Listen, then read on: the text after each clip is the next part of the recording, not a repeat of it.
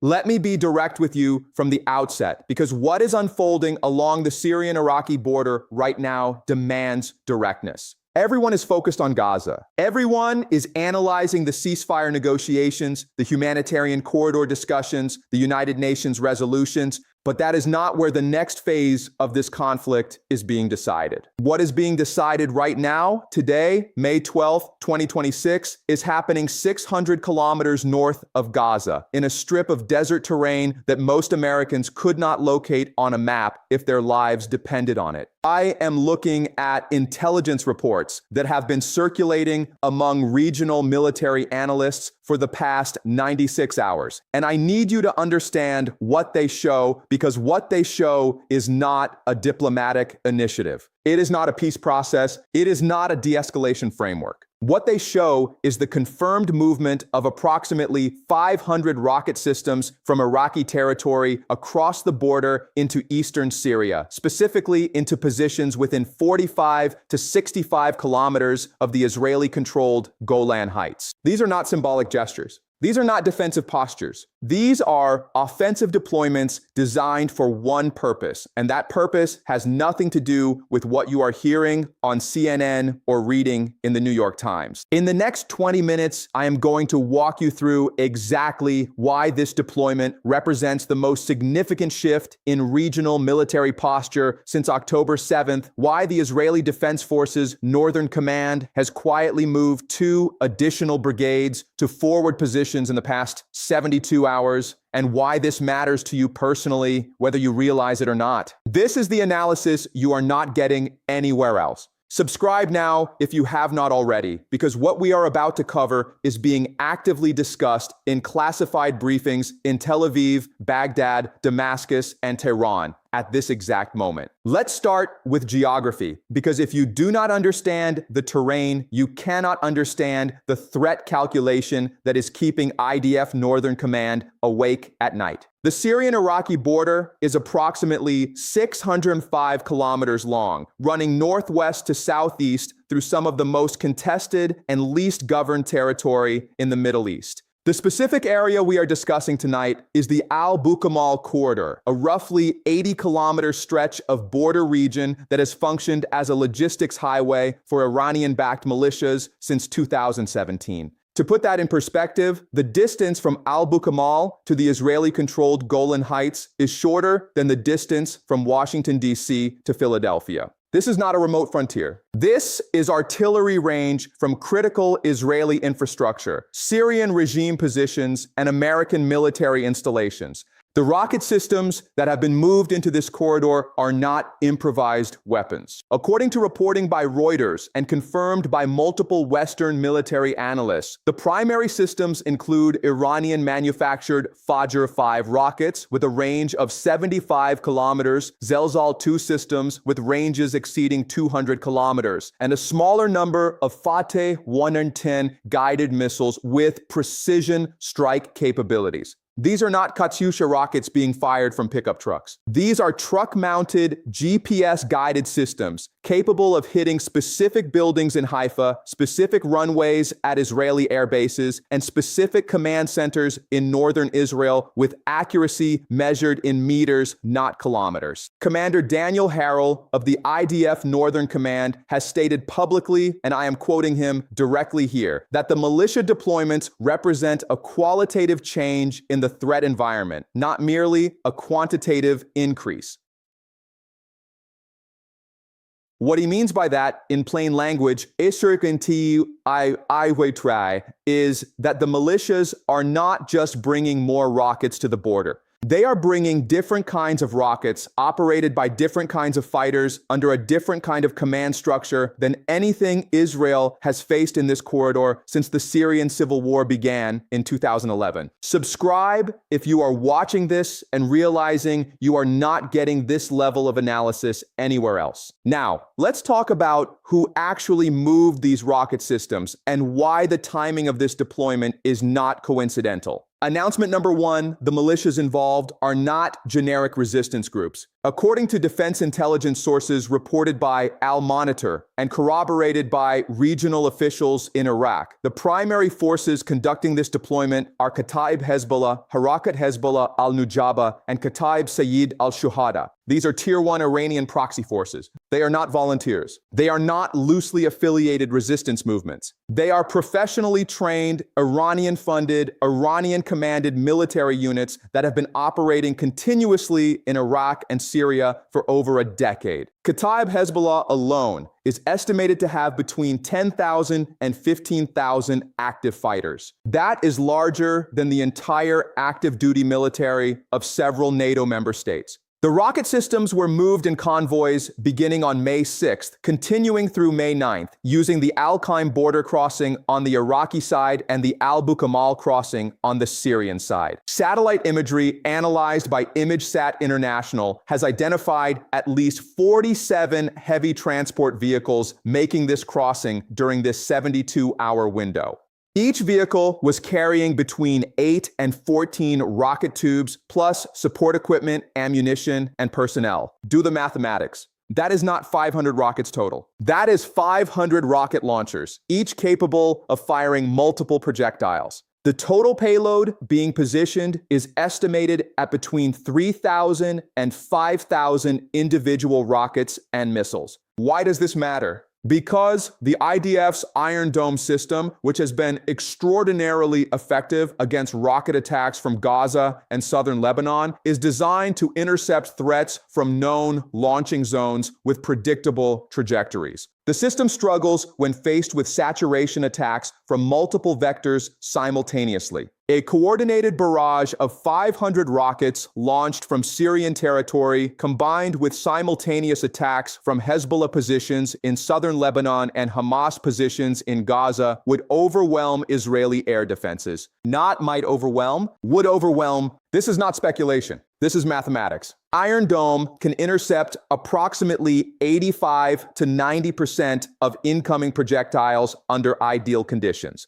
But ideal conditions assume single vector attacks with time for battery repositioning between waves. Three-front saturation attacks eliminate those conditions entirely. Received. That is announcement number one. Announcement number two, the Iranian coordination behind this deployment is not hidden. It is overt. On May 4th, 2 days before the first convoy crossed the border, Iranian Quds Force commander Esmail Qaani met with senior militia leaders in Baghdad. This meeting was reported by multiple Iraqi news outlets, including Rudaw and Al-Mada, and was confirmed by U.S. military officials speaking to the Wall Street Journal. Qaani is not a diplomat. He is not a political envoy. He is the operational commander of Iran's external military operations, the direct successor to Qasem Soleimani, who was killed by a U.S. drone strike in 2020. When Qaani travels to Baghdad and meets with militia commanders, he is not discussing peace initiatives. He is coordinating military operations. According to sources cited by the Washington Institute for Near East Policy, the meeting lasted approximately 6 hours and included detailed discussions of weapons positioning, communications protocols, and coordination mechanisms with Lebanese Hezbollah and Syrian regime forces. The language used in the briefing documents, as paraphrased by regional intelligence sources, included phrases like integrated deterrence architecture and multi-axis response capability. That is military doctrine language. That is the vocabulary of offensive planning, not defensive posturing. Stay with me, because this is where the narrative completely changes and where the Israeli response becomes impossible to ignore. On May 8th, 48 hours after the first rocket convoys crossed into Syria, the IDF Northern Command conducted what it officially described as a routine readiness exercise in the Golan Heights. The exercise involved 2 armored brigades, 1 artillery brigade, artillery brigade, and elements of the 210th Division.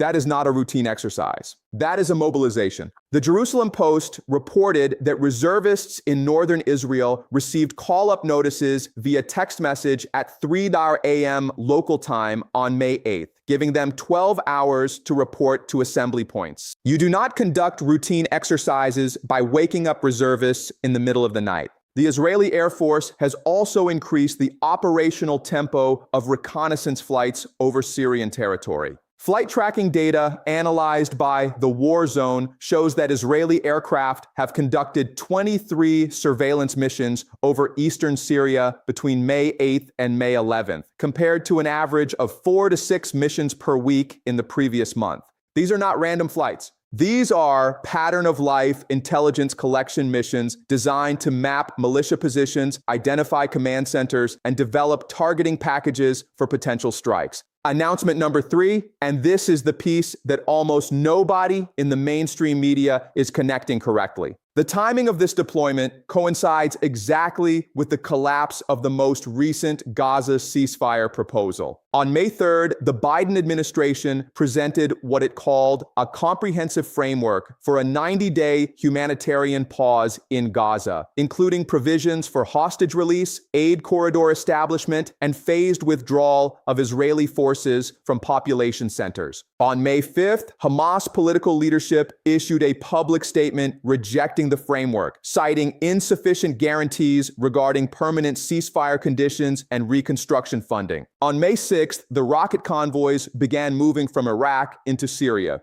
That is not coincidence. That is coordinated messaging. The message being sent is clear, and it does not require sophisticated decoding. The message is this: if Israel does not accept terms favorable to the axis of resistance in Gaza, the conflict will expand northward, where Israeli population centers are far more vulnerable, where air defense systems are less densely deployed, and where the potential for escalation into direct confrontation with Iran is exponentially higher. This is coercive diplomacy backed by military positioning. This is the geopolitical equivalent of placing a gun on the negotiating table without actually firing it. Yet, received. That is announcement number 3. Now, let's talk about what is really happening behind the headlines, because there are 2 stories playing out simultaneously, and the mainstream media is only covering one of them. The story you are hearing is about Hamas and Gaza and humanitarian conditions and ceasefire frameworks. That story is important. Real people are suffering. Real families are displaced. But that is not the only story. The other story, the one being written in the desert corridors between Iraq and Syria, is about regional power projection and the fundamental restructuring of deterrence relationships in the Middle East. Think carefully about what this represents. When Iranian-backed militias openly move 500 rocket systems across an international border, position them within striking distance of Israeli territory, and face no immediate military response from Israel or the United States, that is not ambiguity. That is not strategic patience. That is a recalculation of acceptable risk. 5 years ago, such a deployment would have triggered immediate Israeli airstrikes. 3 years ago, it would have prompted U.S. military coordination with Israeli forces to neutralize the threat. Today, May 12, 2026, those rocket systems are sitting in Syrian territory aimed at Israeli cities, and the response has been reconnaissance flights and readiness exercises. Why? Because Israel is strategically exhausted. 8 months of continuous operations in Gaza, combined with ongoing counterterrorism operations in the West Bank and periodic strikes against Iranian targets in Syria, have depleted Israeli military readiness in measurable ways. The Israeli Defense Forces currently have approximately 360,000 active duty personnel and 465,000 reservists. Sounds like a lot. But when you are simultaneously occupying Gaza, maintaining security in the West Bank, defending your northern border against Hezbollah, and conducting strikes in Syria, 360,000 active duty soldiers is not a lot. It is barely sufficient. The militias know this. Iran knows this. Hezbollah knows this, and they are exploiting it. The deployment we are discussing tonight is not an isolated tactical move. It is a probe. It is a test of Israeli willingness and capability to respond to threats on a second major front while still engaged on the first. And based on the Israeli response so far, the test results are concerning for Tel Aviv. If you live in the United States, you might be thinking this is a Middle East problem that does not affect you. That would be incorrect. If this deployment triggers an Israeli preemptive strike against militia positions in Syria, and if that strike results in significant Iranian casualties, Iran has publicly stated it reserves the right to respond against American assets in Iraq and Syria. The United States currently maintains approximately 2,500 troops in Iraq and 900 troops in Syria. Those forces are not positioned for large-scale combat operations. They are positioned for counterterrorism missions. If Iranian proxies launch coordinated attacks against those installations using the same rocket systems now positioned on the Syrian border, American casualties are not a hypothetical. They are a probability. This pattern has repeated throughout history, and every time it repeats, the outcome is the same. In October 1973, Israel was focused on the Suez Canal and Egyptian military movements. Israeli intelligence assessed that Syria would not launch a major offensive without Egyptian coordination, and that Egyptian coordination was unlikely given internal political dynamics in Cairo. That assessment was wrong. On October 6, 1973, Syrian forces launched a coordinated assault on the Golan Heights while Israeli attention and resources were concentrated on the Sinai Peninsula. Israeli forces were caught in a two-front war they had not adequately prepared for. The war lasted 19 days, resulted in nearly 3,000 Israeli casualties, and fundamentally restructured Israeli defense doctrine regarding northern border security. The parallel is exact. Israel is now concentrated on Gaza and Hamas. Intelligence assessments suggest that Hezbollah and Iranian proxies will not launch major offensives without clear strategic benefit. But those assessments assume rational actor behavior and perfect information. Neither assumption is reliable. Kataib Hezbollah is playing the role of Syrian forces in 1973. The 500 rocket systems are the artillery brigades that crossed the Purple Line on October 6th. And the Israeli response so far mirrors the strategic surprise and resource constraints that defined the opening hours of the Yom Kippur War. So where does this leave us? Let me give you three clear paths, because there is no honest middle ground here. Path 1, Israel launches preemptive strikes against the militia positions in Syria within the next 72 to 96 hours. These strikes would aim to destroy the rocket systems before they become fully operational and integrated into Syrian air defense networks. This path requires perfect intelligence, flawless execution, and acceptance of potential Iranian retaliation against American forces in the region.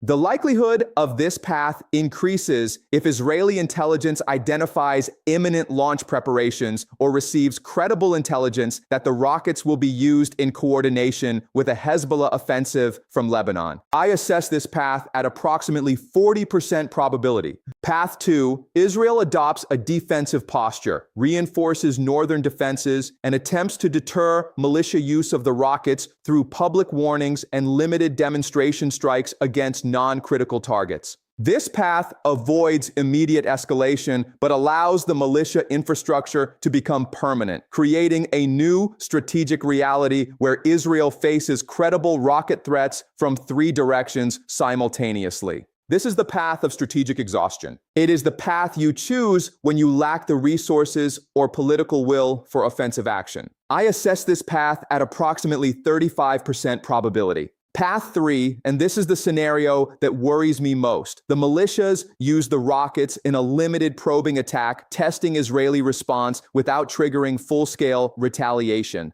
Perhaps 20 to 30 rockets fired at open terrain or military installations rather than population centers. This path allows Iran to demonstrate capability without providing Israel with clear justification for large-scale strikes into Syria. It normalizes the threat, conditions Israeli and American decision-makers to accept rocket attacks as routine, and creates ambiguity about appropriate response thresholds. This is the most sophisticated option from an Iranian strategic perspective, and therefore the most dangerous. I assess this path at approximately 25% probability. Here are the questions I want you to take away. If Israel strikes these militia positions and kills Iranian advisors, does the United States defend Israel from Iranian retaliation, or does Washington maintain distance to avoid direct confrontation with Tehran? If the militias launch a limited strike and Israel does not respond with overwhelming force, does that embolden further deployments and normalize rocket attacks as acceptable behavior? And if this escalates into a two-front or three-front war, does the American public support continued military aid to Israel, or does war fatigue push Washington toward forcing a comprehensive ceasefire that leaves Iranian proxy infrastructure intact? Tell me in the comments what you think the Israeli government does next. Tell me if you believe American troops in Iraq and Syria are adequately positioned to defend against coordinated militia attacks. We will keep tracking every development along the Syrian-Iraqi border, every IDF mobilization in northern Israel, and every Iranian statement regarding acceptable red lines. That is what this channel does every single day. Subscribe now. Share this analysis with everyone in your network who is trying to understand what is actually happening in the Middle East beyond the Gaza headlines. Turn on notifications so you do not miss the next update when this situation develops further, and we will see you in the next briefing.